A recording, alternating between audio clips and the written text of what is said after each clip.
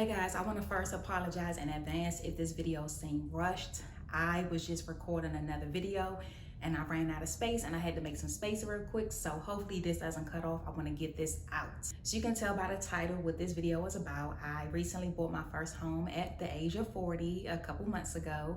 And I just wanted to talk a little bit about it because I saw a study that said that the average home buyer today is 40. And they said that it's a lot different than what it used to be. It used to be like 25. And so I wanted to talk about it because it actually made me feel better, because I thought that at 40, I was buying my home later in life, because a lot of my friends and people I grew up with, they were buying houses like in their mid 20s and 30s. And so for me, the thought of buying a house back then, it was like scary. It actually turned me off. One of the reasons why it was a turn off to me, because it just seemed like it was hard work, and it also seemed unattainable. Like it seemed like you had to do a lot to own a home. And I think that's because I didn't really know anybody besides maybe some distant relatives that we would go visit that had their own home. But I didn't really know anybody in my family that was close to me that actually owned a home. And so it just seemed like it was just, far off and unattainable. And also just the thought of being responsible for anything that went wrong with the house. I lived in the same house for 15 years that I was renting. It was a townhome. My daughter's 20 and we moved in when she was 5 going on 6. And so, I'm just so used to, if something broke, I know who to call. If something needs to be replaced. We don't have so many things replaced in the house and I never had to worry about it. And so the thought of even having to be responsible for that just kind of turned me off. Another thing that kind of made me not want to buy a house, or I don't want to say turn me, I don't want to keep saying turn me off, but just kind of made me like, I'm not ready for that, was also because for a long time I worked part-time so that way I could focus on my business. And because of that, my income wasn't steady. So for those of you that have a business, or especially if you're a full-time business owner, that it can fluctuate. And so being as though my income was up and down, it wasn't steady, I also knew that it wasn't a good time. Like I knew that in order to be approved, I needed steady income, and also just to be able to maintain the house. Like I said, if something go wrong, it's on me. And so if I was in one of those moments where my income was lower, I would be in trouble. Another reason why I did not want to buy a house, or I was turned off about it, was because I'm from DC, born and raised. And if you know anything about up there, the home prices are crazy. I'm talking about $1 million homes that look like they should not be $1 million homes. No garage, no backyard, no space, row houses, $1 million homes. And so, I always just felt like I would not get the type of house that I wanted in my area. So that was another thing. Like I already knew that by the time I buy a house, I'm going to need to relocate, because you can get an okay house in an area. You don't have to be in DC. It could be in one of the, surrounding areas. But I wanted a certain type of house, and I knew I couldn't get that. Like they had like a lot of, you can get a fixer upper or something like that. And I know people that did that and they fixed their house up, but I did not. That's not something I wanted to sign up for. I wanted a house that was a little newer and that I know that I could afford and I would be happy with for a long time. And so I already knew that I was going to end up relocating somewhere down south. And I did. I moved to Georgia. I got videos on the channel about that. And I'll do another video on why I specifically came to Georgia and other reasons why I left DC outside of the home prices. Now, what started changing my mind was when I began to make more money in my business. Like I realized I was making like a few $1,000s in my business, and that was just on top of like my employment. Like I had started working full-time and all of that. I kind of went back and forth between part-time and full-time. I teach, so I had the flexibility to kind of go back and forth between the two. And so I just started realizing, I'm like, wait a minute, I can afford a house. I'm like, wait a minute, like I have enough to pay a certain amount and still be okay. Like, so I was like, wait a minute, this might, that on top of some other things that started happening last year, I really just started like, you know what, I think it's about time. So I ended up looking, into the process, looking into the NACA program, went through the process. It was, it's a pretty tedious process. For a lot of people, it takes years. For me, it ended up taking only a month to get qualified, because I was already saving and paying off debt and stuff. I had enough income, so I got qualified right away. I didn't end up closing through them. That's another thing I've already talked about on the channel, so I won't get into that. But I just started getting into the mindset of, wait a minute, I can do this. And then I started looking at it like an investment. Like if you watch any of my other videos, I talk a lot about budgeting and credit and things like that, and doing better with your money. Because back in 2016, 2017, I became a student of finances, and I was in a financial academy. I learned a lot of things, and over the years, I used to make a lot of mistakes back in the day. And once I got into that academy, I just turned my financial life around, and I started helping other people do the same. So I talk about that a lot on this channel as well as my other channels. And investing is one of the things that I talk about. And I literally started looking at mortgage as an investment. And even now that I have a home, when I'm paying my mortgage payments now, I don't even look at it like I'm just paying my mortgage. I look at it like I'm investing. Even like my equity alone, I could use to buy an investment property if I want to. Like, this is something, like, as I'm paying my mortgage, I'm working toward owning. And that was another thing too. I'm like paying rent, but I'm like, it's not going into anything besides, their pockets. Like, I could actually be paying rent and actually, working toward owning this outright. And so that began to shift my mind as well. I was already throwing a couple of $1,000s at some credit card debt, as well as my auto loan. I was trying to pay my car off early. So I'm talking about like at least a couple $1,000s that I'm just throwing at debt and my auto loan. And I'm like, once I pay those things off, like, that's money that could be going towards investing to my mortgage. And I'm like, if I'm paying it anyway, why not work towards owning it outright? And I think that's why a lot of people end up preferring to own, because they feel like, listen, if I'm going to pay this, I may as well own it. And for some people, they end up paying less owning than they were in rent, depending on where you live. Now, that's not the case for everybody. For some people, they absolutely should continue to rent. Like I said, I rented for a long time before I decided to buy. Some people, that's just the best thing for them right now. I don't believe in the whole, you're better off buying. I don't think,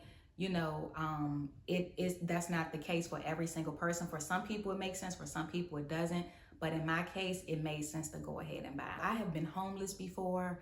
I've been on Section 8. And that's one thing too, I'm going to do a separate video on, because I think a lot of people have misconceptions about Section 8. Like, there's this thing, if you're on Section 8, you don't pay any rent. Let me tell you, when I was on Section 8, my rent went up and down as my income went up and down. When it went up, I paid full rent, and it got to the point where my income stayed up to the point where I'm paying full rent. And so I ended up just letting it go. So I do want to talk about that too. But I share all that to say that I've been up and I've been down, homeless, on Section 8, food stamps. I've been on TANF. And I don't know if it's called TANF everywhere, but in DC it was called TANF, first of the month.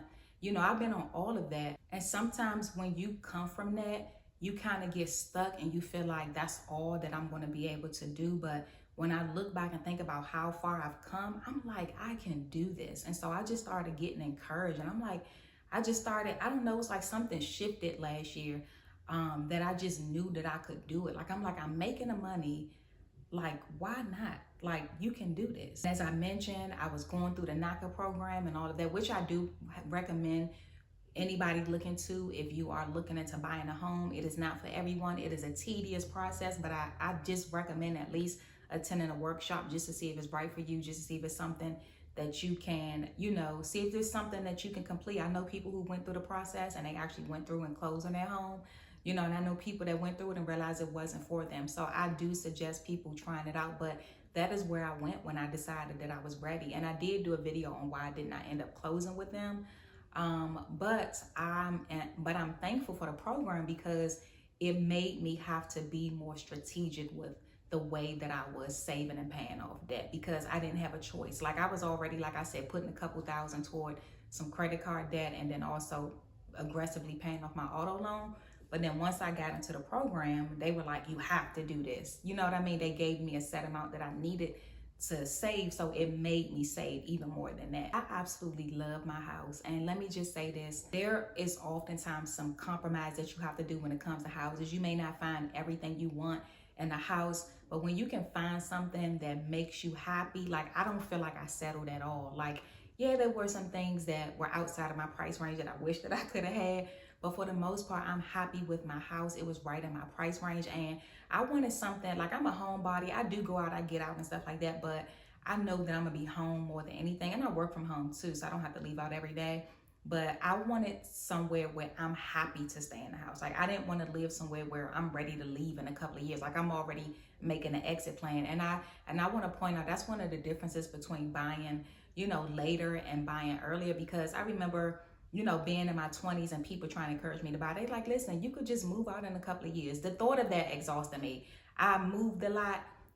I have, like I mentioned, I have been homeless. I have gone through transitional living programs and all of that. I have moved a lot in my lifetime.